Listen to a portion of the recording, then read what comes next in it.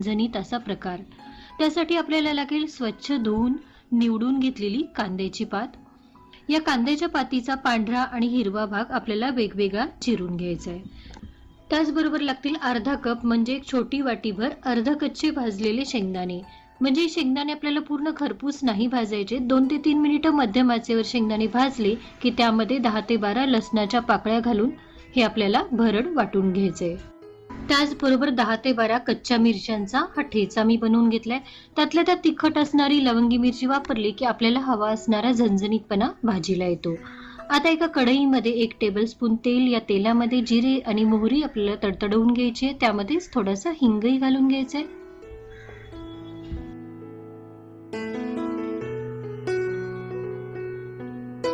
आता यामध्ये 2 लहान चमचे मिरच्यांचा ठेचा.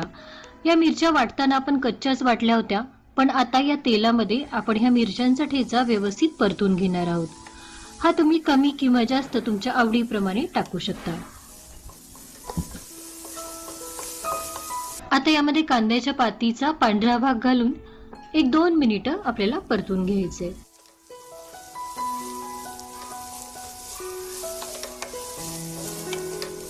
आता यामध्ये पाव चमचा हळद, चवीप्रमाणे मीठ आणि 1 चमचाभर जिऱ्याची पूड.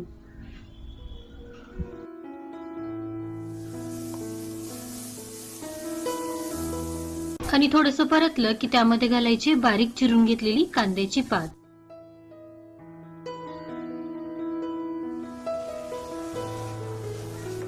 कांद्याची पात जर अर्धकच्ची राहिली तर ती खाताना दाताखाली येते आणि भाजीला अजिबात टेस्ट येत नाही. त्यामुळे आधी आपण पात व्यवस्थित परतवून घेऊया आणि त्यामध्ये नंतर आपल्याला टाकायचे शेंगदाणे आणि लसूण याची जी भरड आपण वाटून घेतली होती ती भरड. इथे मी 3 ते 4 मोठे चमचे शेंगाचं कूट वापरले. तुम्ही तुमच्या अंदाजाने कमी किंवा जास्त टाकू शकता, पण इतकंही जास्त कूट टाकू नये की ती भाजी पातीच्या कांद्याच्या ऐवजी शेंगदाण्याची वाटायला लागेल. मीडियम फ्लेमवर भाजी व्यवस्थित परतून घ्यावी म्हणजे भाजीची टेस्ट अजून वाढते.